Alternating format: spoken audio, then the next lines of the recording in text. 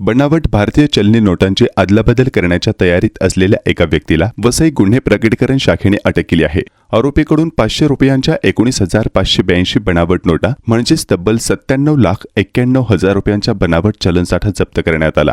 गुप्त बातमीच्या आधारे पोलिसांनी मुंबई अहमदाबाद राष्ट्रीय महामार्ग क्रमांक 48 वरील शिरसाड फाटा परिसरात सापळा रचला होता।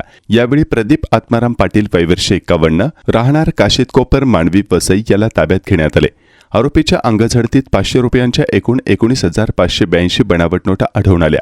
या नोटांची एकूण किंमत 97,91,000 रुपये इतकी आहे। त्यांची निर्मिती कुठे करण्यात आली आणि या रॅकेटमध्ये आणखी कोणाचा सहभाग आहे का याचा तपास गुन्हे प्रकटीकरण शाखा कक्ष 2 वसई यांच्याकडून सुरू आहे।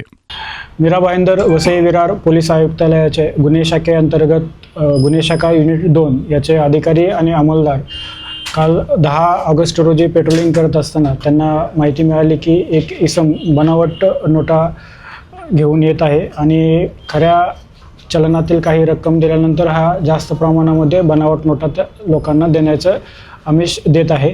त्यावरून मिळालेल्या माहितीवरून त्यांनी सदर संशयित इसमाची गाडी इंटरसेप्ट केली आणि त्यानंतर त्या इसम आणि गाडीची झडती घेतल्यानंतर त्याच्यामध्ये सुमारे 97 लाखापेक्षा जास्त रकमेच्या 500 रुपये दराच्या बनावट नोटा जप्त करण्यात आलेल्या आहेत। सदर प्रकरणी मांडवी पोलीस स्टेशन इथं गुन्हा दाखल करण्यात आलेला आहे। एक आरोपीला अटक करण्यात आलेली आहे आणि गुन्हे शाखा युनिट 2 यांच्या वतीनं गुन्ह्याचा अधिक तपास चालू आहे। हा स्थानिक रहिवासीच आहे मांडवी परिसरातील आणि त्याच्या म्हणण्यानुसार यातील निष्पन्न आरोपी क्रमांक 2 यांनी या नोटा त्याला विकण्यासाठी किंवा याच्यासाठी दिलेल्या होत्या।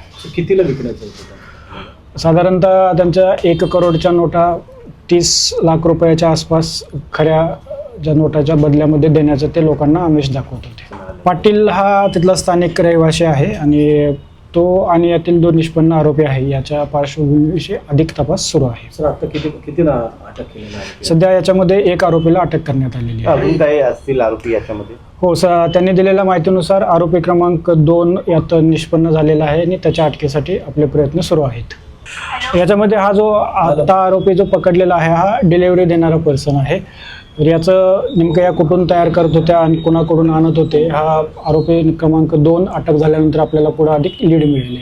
सध्या तर ते गिरायक शोधायचे की ज्यांना या अशा प्रकारच्या बनावट नोटा हव्या आहेत, मग ते नोटांच्या बंडलमध्ये टाकून किंवा इतर कुठल्याही कारणासाठी त्याचा वापर करू शकतात।